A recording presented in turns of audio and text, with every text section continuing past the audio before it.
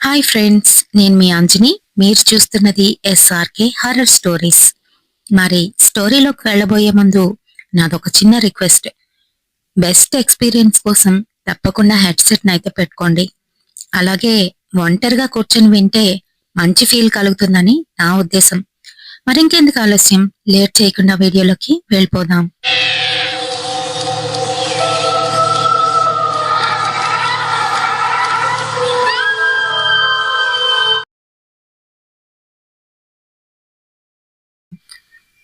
అయితే ఈరోజు మనం గౌరవ్ తివారీ గారి మరొక ఇంట్రెస్టింగ్ కేస్. ఇందులోని మెయిన్ రోల్ వచ్చి రాబిన్ అనే ఒక అబ్బాయి. ఆ అబ్బాయి పల్లెటూరులోనైతే ఉంటున్నాడు. మరి యావరేజ్ స్టూడెంట్ అయినప్పటికీ కూడాను ఆ ఊర్లో ఉండి ఉండి తనకి బోర్ అయితే కొట్టేసింది. అంతేకాదు, తనతో పాటు ఉన్నవాళ్ళు ఆ ఊర్లో ఉండే తన ఫ్రెండ్స్ అన్నమాట. వాళ్ళందరూ కూడాను పక్కనే ఉన్న పాట్నాకి వెళ్లి అక్కడైతే చదువుతున్నారు. మరి తిను కూడాను అక్కడే చదువుకుంటాను, బ్యాంక్ ఎగ్జామ్ కి ప్రిపేర్ అవుతాను అని ఇంట్లో చెప్పి అక్కడికైతే షిఫ్ట్ అయిపోయాడు. మరి తనకి ఈ రకంగాను అడ్వైజ్ ఇచ్చింది తన బెస్ట్ ఫ్రెండ్, ఇంకా తన తన ఓన్ బ్రదర్ లాగా ట్రీట్ చేసే అనుపమ్. అనుపంతో పాటు మరొక నలుగురు అయితే అక్కడ ఉన్నారు. మరి ఈ ఆరుగురు కూడా అక్కడ పీజీలోనైతే ఉంటున్నారు. బెస్ట్ ఫ్రెండ్స్ అయితే అయిపోయారు. ఎవ్రీ వీకెండ్ రాబిన్ వాళ్ళ ఊరు వెళ్లి వస్తూ ఉండేవాడు. ఒక 2 డేస్ ఇంట్లో ఉండి మళ్ళీ మండే కల్లా తను రిటర్న్ పాట్నా అయితే వచ్చేస్తూ ఉండేవాడు. మరి ఒక్కొక్కసారి ఫ్రెండ్స్ తో కలిసి బయటికి వెళ్ళడం వీళ్ళకైతే బాగా అలవాటు. అయితే చదువు అలా ఇలా సాగుతుంది. తినతో పాటు ఉన్న వాళ్ళందరూ కూడాను వాళ్ళు ఎంజాయ్ చేసినప్పుడు ఎంజాయ్ చేస్తున్నారు, మరో పక్క చదువుకుంటున్నారు. మరి రాబిన్ మటుకు అలా అయితే కాదు. ముందే చెప్పానుగా, యావరేజ్ స్టూడెంట్ అని. కొంచెంగా చదివేవాడు. మరి అలానే ఎగ్జామ్స్ అయితే దగ్గరకు వచ్చేసాయి. అందరూ ఎగ్జామ్ బాగానే రాశారు. మరి తనతో పాటు ఉన్న వాళ్ళందరూ పాస్ అయ్యారు గాని రాబిన్ మటుకు ఫెయిల్ అయిపోయాడు. చాలా బాధగానైతే ఉన్నాడు. వాళ్ళందరూ ఎంజాయ్ చేద్దామనే మూమెంట్ లోనైతే ఉన్నారు. కానీ రాబిన్ మటుకు మూడ్ ఆఫ్ అయ్యి ఒక పక్కనైతే కూర్చున్నాడు. మరి అంటారు కదా, మొగుడు కొట్టినందుకు కాదు తోటకోడలు నవ్వినందుకు బాధేసింది అని. మరి అందరూ పాస్ అయ్యి తినొక్కడే ఫెయిల్ అయిపోవడం, అది ఇంకా బాధగానైతే అనిపిస్తుంది రాబిన్ కి. అదే సమయానికి అక్కడికి అనుపమ్ అయితే వచ్చాడు. రే రాబిన్, ఎందుకురా అంత బాధపడతావు? నేను కూడా నీలాగే ఫస్ట్ అటెంప్ట్ లో ఎవ్వరం పాస్ అవ్వలేదు. ట్రయల్స్ వెయ్యగా వెయ్యగా ఇదిగో ఇలా అయితే ఉన్నాం అంటూ వాళ్ళందరినీ కూడా పిలిచాడు. వాళ్ళందరూ కూడా వచ్చి, రే అంత దిగాలుగా ఉండకురా, మేం కూడా మొదట్లో నీలానే చాలాసార్లు ఫెయిల్ అయిన తర్వాతే ఇప్పుడు మేము పాస్ అయ్యాంరా. అంతేగాని నువ్వు ఒకే అటెంప్ట్ లోని పాస్ అయిపోవాలంటే ఎలా చెప్పు? అదంతా వదిలేసేయ్, నువ్వు మాతో పద. చక్కగా ట్రిప్ ప్లాన్ చేశాం. వెళ్ళి వస్తే నీకు కూడా కాస్త ఊరటిగా ఉంటుంది. పదరా పద అంటూ అందరూ కూడా ఫోర్స్ చేయడం అయితే స్టార్ట్ చేశారు. ఇంక వాళ్ళ పోరు తట్టుకోలేక రాబిన్, సరే సరే వస్తున్నాను, నేను కూడా వస్తున్నాను అని చెప్పేశాడు. మరి వాళ్ళు ట్రిప్ అంటే ఒక 6 గంటల జర్నీ. అక్కడ పట్నాకి దగ్గరలోని సార్సా అనే ఒక ఊరైతే ఉంది. ఆ జంక్షన్ కి వెళ్ళడానికి వీళ్ళకి 6 గంటలు అయితే పడుతుంది. అక్కడ కాస్త ఎంజాయ్ చేసి వద్దామని వీళ్ళ ప్లాన్. ఎలా అంటే మార్నింగ్ 4 o'clock కి స్టార్ట్ అయిపోతే అక్కడికి వెళ్ళేసరికి 10 అలా అవుతుంది. సాయంత్రం వరకు అక్కడ ఎంజాయ్ చేసి మళ్ళీ అక్కడ సాయంత్రం స్టార్ట్ అయ్యామంటే నైట్ కల్లా మళ్ళీ రిటర్న్ వచ్చేయొచ్చు అని ప్లాన్ అయితే చేశారు. మరి వాళ్ళు ఒక 7 సీటర్ అయితే బుక్ చేసుకున్నారు. అది మార్నింగ్ మార్నింగ్ 3:30 ఆ టైంకి అక్కడికైతే వచ్చేసింది. వాళ్ళందరూ అదైతే ఎక్కి కూర్చున్నారు. అయితే ఈ రాబిన్ చాలా లాస్ట్ లోనైతే కూర్చున్నాడు ఒక్కడే.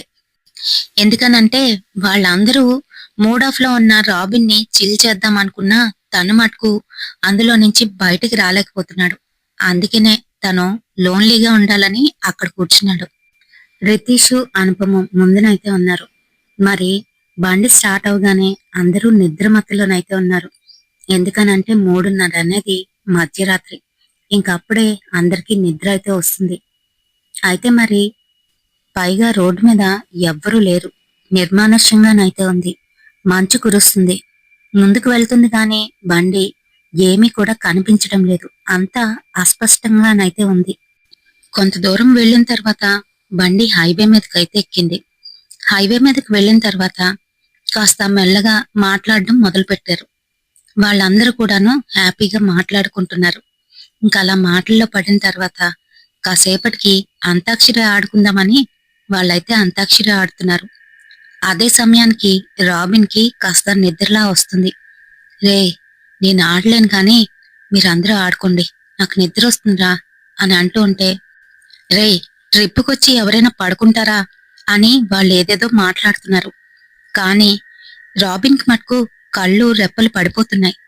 అలానే కొంచెం దూరం బండి వెళ్ళేసరికి దూరంగా తనకి బండికి ఎదురుగాను ఒక అబ్బాయి అయితే కనిపించాడు. తన బట్టలు పైన ఆరెంజ్ కలరు టీషర్టు బాగా మెరుపులతోనైతే ఉంది. అలాగే కిందన షార్ట్ కూడా ఆరెంజ్ కలర్ షార్ట్స్ వేస్తే వేసుకొని ఉన్నాడు. తను ఒక్కసారిగా బండి కాస్త చూసి లెఫ్ట్ అండ్ రైట్ చూస్తున్నాడు.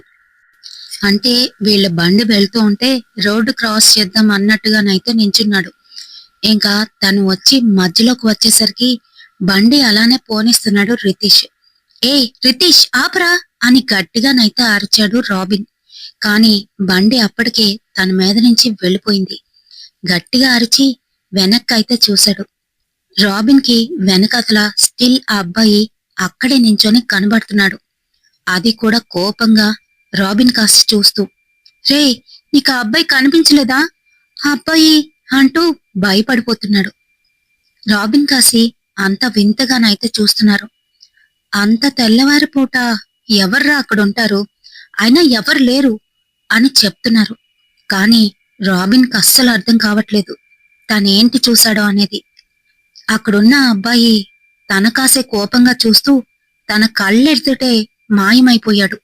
అంతే, రాబిన్ షాక్ అయిపోయాడు. తనకెందుకలా అవుతుంది? నిద్ర సరిగ్గా లేకపోవడం వల్ల ఇదంతా నా ఇల్యూషన్ అని అనుకుని సర్ది పెట్టుకున్నాడు. ఏం లేదు, ఏం లేదు, నువ్వు పదరా అని అంటున్నాడు నితీష్తో. మరి అలానే కొంచెం దూరం వెళ్లేసరికి రాబిన్ తన ఫ్రెండ్స్ మధ్యలోని ఆ అబ్బాయి కూర్చొని ఉండడం అయితే చూశాడు. అదే ఆరెంజ్ టీషర్ట్ షార్ట్ వేసుకుని వాళ్ళ ఫ్రెండ్స్ మధ్యలోనైతే కూర్చొని ఉన్నాడు. అంతే, తను ఒక్కసారిగా భయపడిపోయాడు. ఈ అబ్బాయి బయట నుండేవాడు కదా, లోపలికి ఎలా వచ్చాడు అనుకునే లోపే తన వైపు అయితే తిరిగాడు. అతి కోపంగా తన కాసైతే చూస్తున్నాడు. ఇప్పుడు ఆ అబ్బాయి కళ్ళు ఎర్రగానైతే మారిపోయాయి. తన వైపుగా వచ్చి రాబిన్ బుగ్గ మీద ఒక్కటైతే ఇచ్చాడు. అంతే, రాబిన్ తనకి తాను తెమురుకొని లెగబోయేసరికి మళ్ళీ కొట్టాడు. తన్ని తాను డిఫెండ్ అయితే చేసుకోలేకపోతున్నాడు రాబిన్. అక్కడి నుంచి కదలలేకపోతున్నాడు. బుగ్గల మీద టపాటపమని కొట్టేస్తున్నాడు ఆ పిల్లవాడు. ఈలోగా పక్క నుండి వాళ్ళ ఫ్రెండు, రే రాబిన్, లేవరా, ఎంతసేపు పడుకొని ఉంటావు, ఎక్కిన దగ్గర నుంచి ఇలానే పడుకొనున్నావు, లేలే అంటూ లేపుతున్నాడు. అంతే, రాబిన్ మెలకు వచ్చి లేచి అంతా చూశాడు. ఇప్పటి వరకు తను కల కన్నానా అని తనలో తానే అనుకుంటాడు. ఏంట్రా, ఎప్పుడు ఇలా పడుకొని ఉంటావా అని అంటుంటే, లేదు లేదు, నాకు బాగా నిద్రగా ఉంది, ఏదైనా తాగుదామా, చాయ్ తాగుదామా అని అడుగుతున్నాడు రాబిన్. సరే సరే అని వాళ్ళు అక్కడ దగ్గరలో ఉన్న డాబా దగ్గర అయితే ఆపి టీ తాగడానికైతే వెళ్లారు. ఇంకా రితీష్, అనుపమ్ ఇద్దరు కూడాను మేం కాస్త వాష్రూమ్కి వెళ్ళొస్తాము అంటూ డాబా వెనకాతలకైతే వెళ్తున్నారు. మరి అది అక్కడ సింగిల్ డాబా, ఎక్కడ ఎవ్వరూ కనిపించడం లేదు. డాబాలోని మాత్రమే ఒక ఇద్దరు ముగ్గురు మనుషులైతే ఉన్నారు. వీళ్ళిద్దరూ వెనక్కి వెళ్లేసరికి అక్కడంతా మామిడి చెట్లు, పెద్ద పెద్ద చెట్లు అయితే ఉన్నాయి. ఇంకా అక్కడికి వెళ్తూ ఉంటే అక్కడ ఒక చెట్టు మీద అదే కాషాయ రంగు బట్టలతోని ఒక షర్ట్ ఇంకా షార్ట్ వేసుకున్న ఆ అబ్బాయి అయితే పైకెక్కి కనిపించాడు. రితీష్, అనుపమ్, రేయ్, అంత పైకి ఎందుకెక్కుతున్నావు, దిగురా, దిగు, పడ్డావంటే అంతే సంగతులు అని కోప్పడుతున్నా తను ఏమాత్రం మాట్లాడకుండా వాళ్ళ కాసి కోపంగా చూస్తూ అక్కడే కూర్చున్నాడు. రేయ్, నీకేరా, దిగు, పడతావ్, పళ్ళు రాలిపోతాయి. అసలుకే నువ్వు కూర్చున్న కొమ్మ మరీ మరీ అల్పంగా ఉంది, దిగు అని అంటూ ఉంటే వాళ్ళ కాసి కోపంగా చూస్తూ ఒక్కసారిగా మాయమైపోయాడు. అంతే, ఆ అబ్బాయి అలా మాయమయ్యేసరికి ఇద్దరూ అక్కడి నుంచి పరుగందుకున్నారు. అక్కడి నుంచి ముందుకైతే వచ్చేశారు. డాబా దగ్గర ప్రశాంతంగా ఎవరి మటుకు వారు పరాటాలు ఆర్డర్ చేసుకొని తింటున్న వాళ్ళ ఫ్రెండ్స్ ని చూసి, పదండ్రా పదండి, ఇక్కడుండొద్దు, వెళ్ళిపోదాం అని భయపడుతూ చెప్తున్నారు. ఏమైందిరా మీకు, ఆగండి, పరోటాలు తినేసి వెళ్దాం, మేం తింటున్నాంగా, మీరు చెప్పుకోండి అని వాళ్ళ ఫ్రెండ్స్ అంటూ ఉంటే, లేదురా, ఇక్కడ ఇక్కడ ఏదో దెయ్యం ఉందిరా, వెనకతలకి వెళ్ళాం కదా, అక్కడ చెట్టు మీద ఒక అబ్బాయి, ఆ అబ్బాయి కాషాయ రంగు వస్త్రాలు వేసుకొని ఉన్నాడు అని అనేసరికి హ్యాపీగా కూర్చొని పరోటా తింటున్న రాబిన్ కి ఒక్కసారిగా గుండె జల్లుమంది.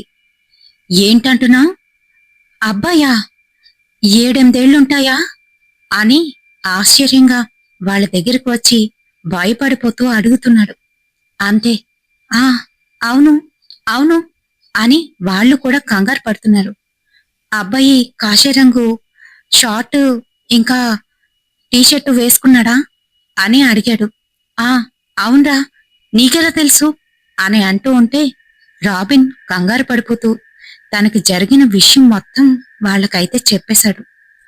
నేను కూడా అబ్బాయిని చూశాను అని తనైతే భయపడుతూ చెప్తున్నాడు.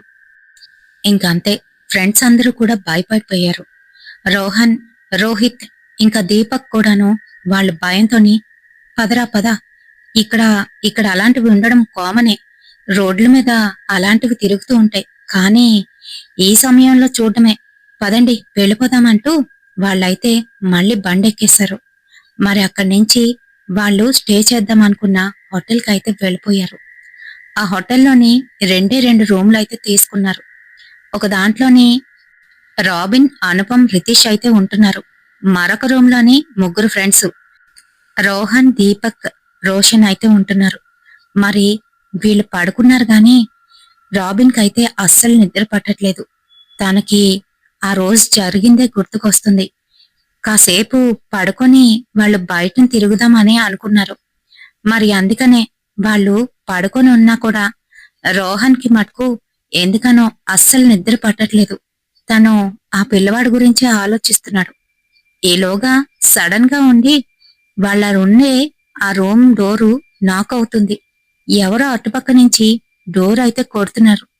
ఏయ్ రోహన్, అది నువ్వేనా, దీపక్ అని అరుస్తున్నా అటుపక్క నుంచి సమాధానమైతే లేదు. వీళ్ళిద్దరూ బాగా అలిసిపోయి ఉండడంతోని డీప్ స్లీప్ లోనైతే ఉన్నారు. ఈలోగా రాబిన్ మెల్లగా డోర్ దగ్గరికైతే వెళ్ళాడు. ఎవర్రా అది, చెప్పండ్రా అంటూ దగ్గరకు వెళ్లేసరికి ఇప్పుడు ఆ డోర్ దగ్గర నుంచి వినిపించడం లేదు నాకింగ్ సౌండ్, వాళ్ళుంటున్న ఆ రూమ్ లో నుంచే వినబడుతుంది. అంతే, రాబిన్ భయపడిపోయాడు. భయపడుతూనే తను వెనక్కి తిరిగి చూసేసరికి అదే అబ్బాయి తన వెనకాతలే నించొని కోపంగా తన కాస అయితే చూస్తున్నాడు. అంతే, జడిచిపోయాడు. ఈలోగా మళ్ళీ డోర్ ఎవరో దబదబా బాధేస్తున్నారు. ఈసారి వచ్చింది వాళ్ళ 3 ఫ్రెండ్స్, దీపక్, రోహన్ ఇంకా రాహుల్. తలుపు తీరా, తలుపు తీ, వెంటనే తలుపు తీ, భయం వేస్తుంది, తలుపు తీ అని గట్టిగా అరుస్తున్నారు. వెంటనే రాబిన్ అయితే తలుపు తీశాడు. ఈలోగా అబ్బాయి మాయమైపోయాడు. ఏమైందిరా అనేసరికి లోపలికైతే వచ్చేశారు అందరూను. ఆ అబ్బాయి, ఆ అబ్బాయి మాకు కనిపిస్తున్నాడా అంటూ గట్టిగా అరుస్తున్నారు. పడుకొని ఉన్న అనుపము ఇంకా రితీష్ వాళ్ళు కూడా లేచారు. ఏంట్రా మీ గోల అని అంటూ ఉంటే, ఆ అబ్బాయి ఇందాకలు మీరు ఏ ఆనవాళ్ళైతే చెప్పారో ఆ అబ్బాయి మాకు కనిపిస్తున్నాడు, మా రూమ్ లోని వచ్చి గట్టిగా అరుస్తున్నాడు, మాయమైపోతున్నాడు అంటూ వాళ్ళైతే భయపడుతూ చెప్తున్నారు. అంతే, అందరికీ భయం పట్టుకుంది. సరే సరే, ముందు ఇక్కడి నుంచి బయటపడదాం, అసలు అసలు ఈ అబ్బాయి మన వెనకెందుకు పడుతున్నాడు, ఏం చేశాం అని అనుకుంటున్నారు.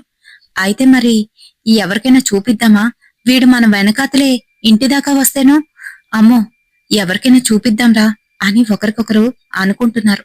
ఈలోగా దీపక్ ఇలా అంటున్నాడు, గైస్ కంగారు పడకండి, పారానార్మల్ యాక్టివిస్ట్ అయిన గౌరవ్ తివారీ గారికి ఫోన్ చేద్దాం. ఆయన ఆయన దీన్ని ఈజీగా డీల్ చేస్తారు అని అంటున్నాడు. హా, ఇంత రాత్రి సమయంలో ఆయన మన కోసం వస్తారా? లేదు లేదు, ఇదంతా అయ్యే పని కాదు. ఇంకేదైనా ఆలోచిద్దాం. ఇప్పుడైతే మనం ఈ ప్లేస్ వదిలి పాట్నాకు వెళ్ళిపోతాంరా. చాలు, ఎంజాయ్ చేసింది చాలు, చాలా భయం వేస్తుంది అంటూ వాళ్ళు హుటాహుటిన అక్కడి నుంచి మళ్ళీ రిటర్న్ అయితే స్టార్ట్ అయిపోయారు. అది మధ్యాహ్నం 2 అయితే అవుతుంది. పాపం వాళ్ళు వెళ్ళింది 10 గంటలకి. 1 గంట గడియ పడుకునేసరికి ఇలా అయితే జరగడం, మళ్ళీ రిటర్న్ అయితే అవుతున్నారు. సరిగ్గా తిండి కూడా లేదు. సరే, ఇందాకలో వచ్చిన డాబా దగ్గర ఆపితే కాస్త ఏదైనా తిందామని అనుకున్నారు. సరే, అదే డాబాకి వచ్చి మళ్ళీ వాళ్ళు అక్కడే కూర్చొని భోజనం అయితే చేస్తున్నారు మధ్యాహ్న సమయంలోనే. ఈలోగా ఆ డాబాలోకి ఒక లారీ డ్రైవరు అరుచుకుంటూ పరిగెత్తుకుంటా అయితే వచ్చాడు. డాబా ఓనరు, ఏమైంది, ఎందుకలా అరుస్తున్నావు అని అంటూ ఉంటే, నేను నేను ఇప్పుడే ఒక అబ్బాయిని చూశాను. ఆ అబ్బాయి ఉన్నట్టుండి నా ట్రక్ ముందుకైతే వచ్చేశాడు. భయంతోని నేను బ్రేక్ వేసినా కూడాను ట్రక్ ఆ అబ్బాయి మీద నుంచిగా వెళ్ళిపోయింది. భయపడుతూ కిందకి దిగి చూస్తే కానీ కాని కింద మటుకు ఎవ్వరూ లేరు. నాకు భయం వేసింది అని చెప్తున్నాడు. ఏంటి, ఆ అబ్బాయి కాషాయ రంగు వస్త్రాలు వేసుకొని ఉన్నాడా అని ఆ డాబా ఓనర్ అయితే అడిగాడు. ఆ, అవును, నిజమే, కాషాయ రంగు వస్త్రాలే వేసుకున్నాడు. ఒక 7-8 ఏళ్లుంటాయా అని అంటున్నాడు. ఆ, అవును, అయినా మీకెలా తెలుసు అని అంటూ ఉంటే, ఇది ఇక్కడ సహజమే. ఇక్కడ చుట్టుపక్కల ఆ అబ్బాయి అందరికీ కనిపిస్తూ ఉంటాడు. ఎవరైనా వెళ్తూ ఉంటే అలా కనిపించాడు అంటే ఆ అబ్బాయి మీ వెనక పడతాడు. అంతేకాదు, ఇక్కడే మీరు వచ్చిన దారిలోనే ఇంకా కొంచెం ముందుకే ఒక అమ్మవారి గుడి ఉంది.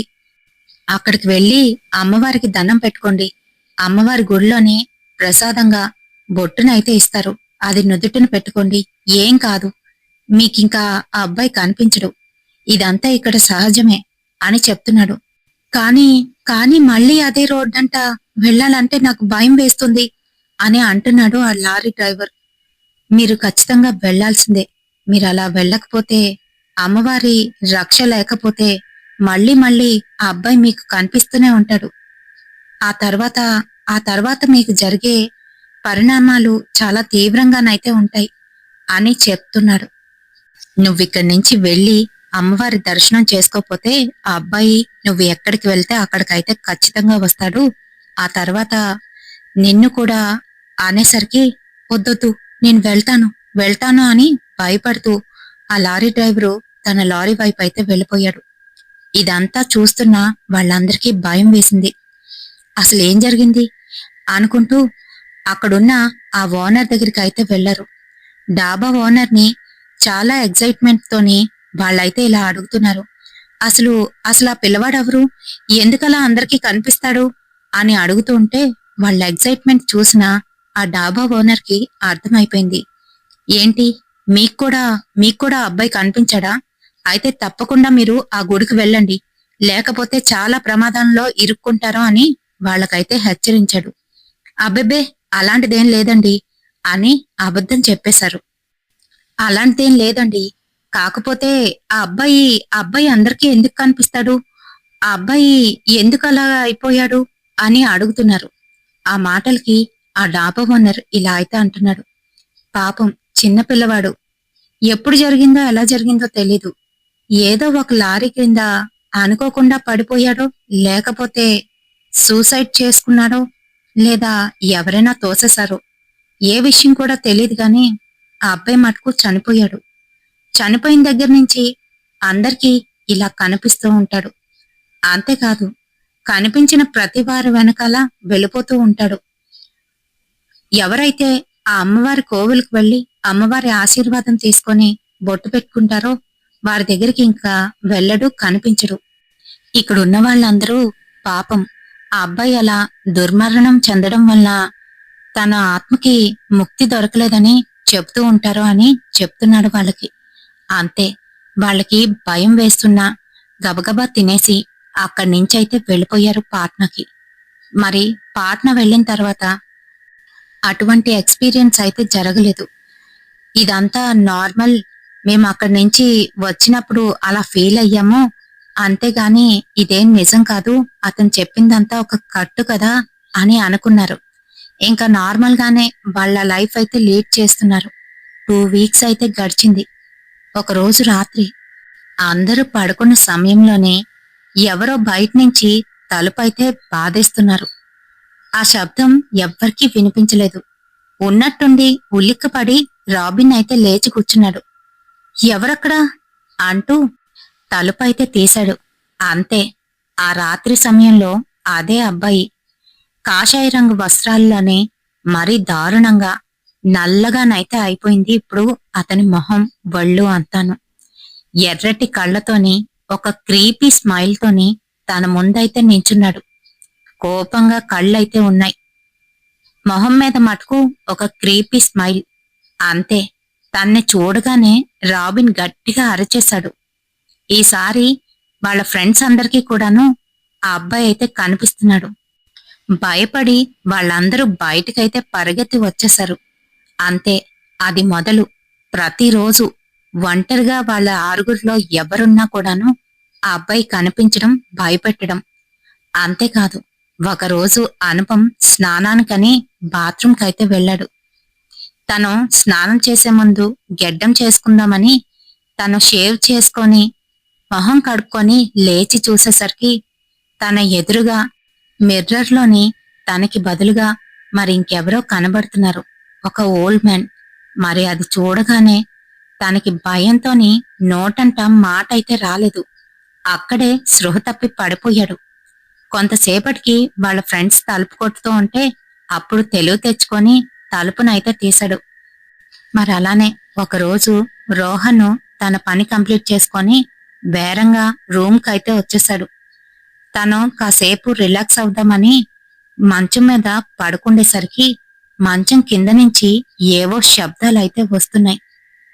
ఎవరు ఎవరు అంటూ భయపడుతూనే వంగోని మంచం కింద చూసేసరికి అదే అబ్బాయి తన దగ్గరికి వచ్చి పీకైతే నులిమేస్తున్నాడు.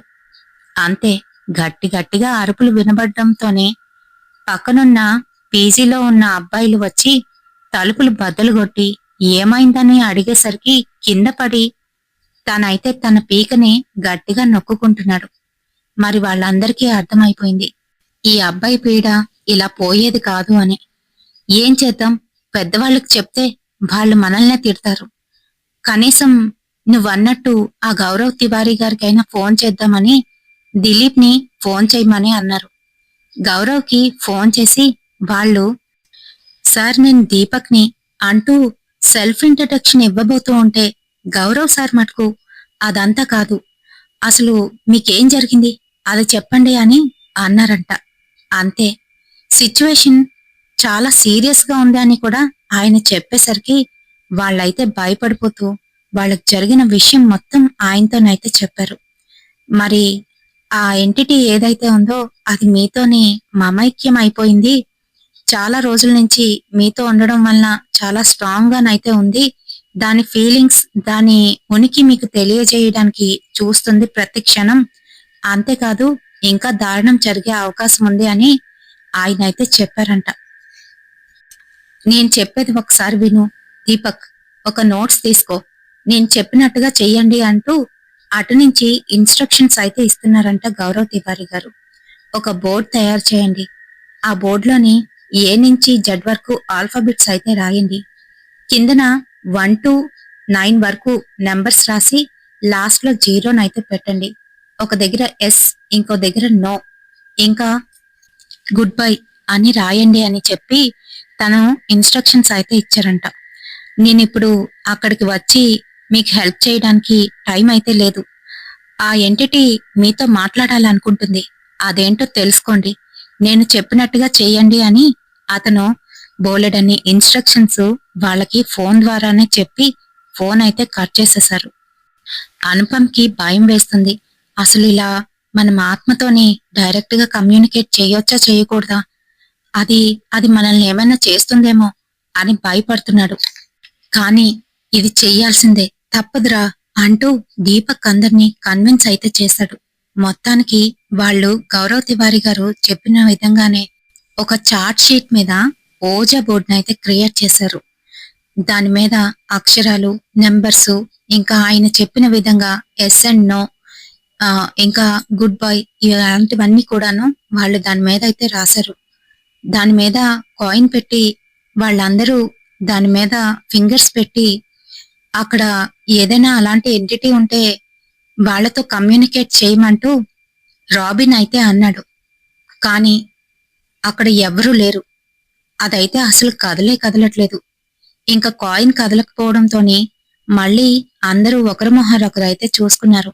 మళ్ళీ రాబిన్ గట్టిగా, ఇక్కడ ఎవరైనా ఉన్నారా? ఉంటే మాతో కమ్యూనికేట్ చేయండి, ఈ ఓజా బోర్డ్ ద్వారా మాతో కమ్యూనికేట్ చేయండి అని మళ్ళీ అరుస్తున్నాడు. కానీ నో యూస్. ఈసారి కూడాను అసలు కాయిన్ కదలే కదలలేదు. మళ్ళీ రాబిన్ ఈసారి గట్టిగా ప్రయత్నిస్తాను అంటూ మళ్ళీ గట్టిగా అరుస్తూ, ఇక్కడ ఎవరైనా ఉన్నారా? ఉంటే ఉంటే మాతో కమ్యూనికేట్ అవ్వండి అంటూ మళ్ళీ అంటున్నాడు. కానీ అక్కడ ఎవ్వరూ లేనట్టు అసలు అది ఆ కాయిన్ మూవే అవ్వట్లేదు. మరిలోగా అదంతా చూస్తున్న అనుపమ్కి కోపం వచ్చింది. ఏంట్రా మీరు ఇలా చేస్తున్నారు అంటూ, ఇదేం లేదు, ఇదంతా ట్రాష్ అంటూ ఆ చాట్ని తీసుకొని కొంచెంగా చింపి దగ్గరికి ముడిచేసి బయటికి విసిరేశాడు. బయటికంటే వాళ్ళ రూమ్ బయటికి. అంతే, ఇంకా అక్కడ ఉన్న వాళ్ళందరూ భయపడిపోతున్నారు. దీపక్, ఏంట్రా ఇలాంటి పని చేశావు? నీకేమైనా పిచ్చా? ఇది ఇలా చేయకూడదు అంటూ బయటికి వచ్చి చూశాడు. కాని అక్కడ ఆ పేపరే కనిపించడం లేదు. ఏంటి, ఈ చార్ట్ పేపర్ ఇక్కడే కదా విసిరావు, ఎక్కడికి వెళ్ళిపోయింది?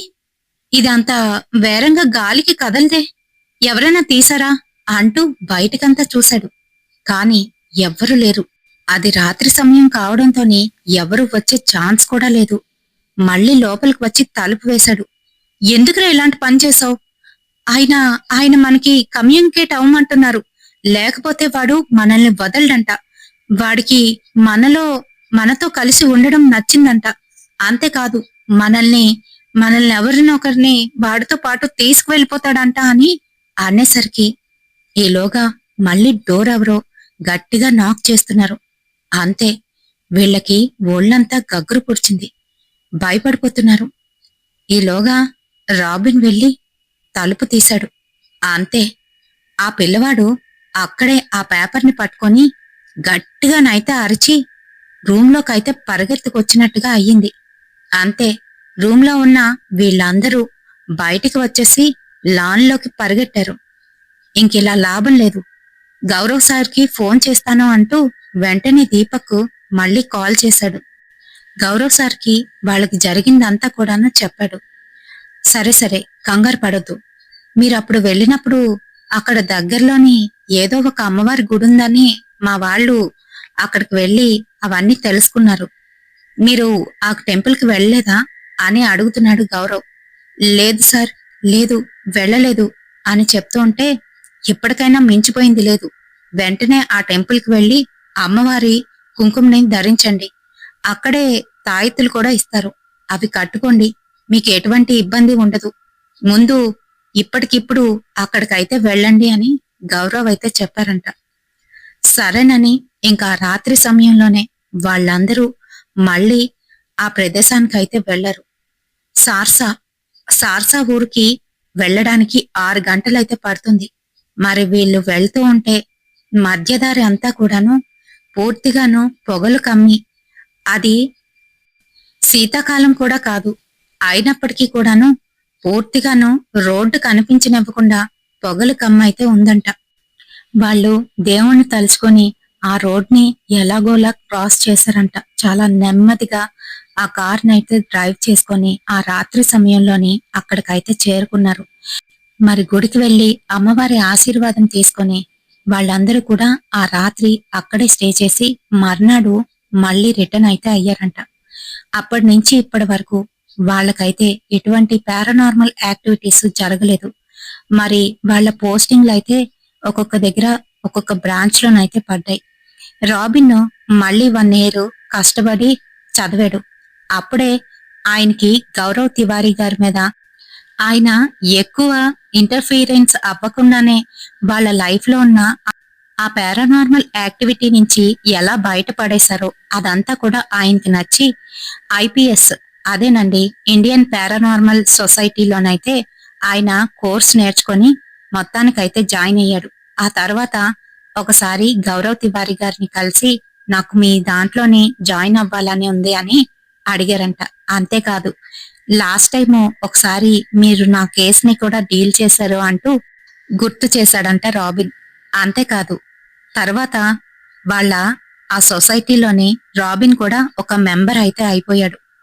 మరి ఇదండి, గౌరవ్ తివారీ గారు తనంతట తాను అక్కడికి ప్రత్యక్షంగా వెళ్లి చెయ్యకపోయినా దూరం నుంచే చాలా వరకు కేసులు సాల్వ్ చేయడం, ఆ ఎంటిటీస్ ని ఫీల్ అవ్వడం, దానికి తగ్గట్టు నెక్స్ట్ మూమెంట్ ఏం చెయ్యాలి అని ఆలోచించడం, ఇదంతా కూడా గౌరవ్ తివారీ గారి గొప్పతనం అనే చెప్పుకోవచ్చు. మరి లాస్ట్ వీడియోకి మనకు వచ్చిన కామెంట్స్ ఎవరెవరి దగ్గర నుంచి ఎక్కడి నుంచి వచ్చాయి అనేది చూసేద్దామా మరి. లిఖిత సిస్టర్, వసుధ సిస్టర్, బాలి లక్ష్మి సిస్టర్, ఎన్ లక్ష్మి సిస్టర్, వీరమణి సిస్టర్, విజయకృష్ణ రాణి సిస్టర్, బాసిన విజయ సిస్టర్, ఇంకా దునిషా షేక్ అనే అకౌంట్ నుంచి కోడూరి తులసి సిస్టర్, సంధ్య సిస్టర్, బాలాజీ గారు, రూబీ సిస్టర్ చెన్నై నుంచి, ఇంకా మురళీకృష్ణ గారు, గౌతమ్ గారు, పి రవిశంకర్ గారు స్వర్ణ నుంచి, రవీంద్ర అన్నయ్య, మౌనిక, వినయ్ గారు, శ్రీరామ్ గారు, ఇంద్రాస్ కిచెన్ నుంచి ఇంద్ర గారు, ఇంకా స్వాతి గ్రీన్ హ్యాండ్స్ నుంచి, హాస్ని బ్లాగ్స్ నుంచి రెజినా సిస్టర్, జ్యోతి సిస్టర్, రాజేశ్వరి సిస్టర్, బబ్లీ. ఇంకా ఎవరినైనా మిస్ చేసినట్లు అనిపిస్తే ఖచ్చితంగా నాకు కామెంట్ సెక్షన్ లోనైతే కామెంట్ చేయండి. నెక్స్ట్ వీడియోలోని మీ పేరుని తప్పకుండా తీస్తాను. మరి రేపటి సరికొత్త హర్రర్ ఇన్సిడెంట్ తో మళ్ళీ కలుస్తాను. Until then bye bye.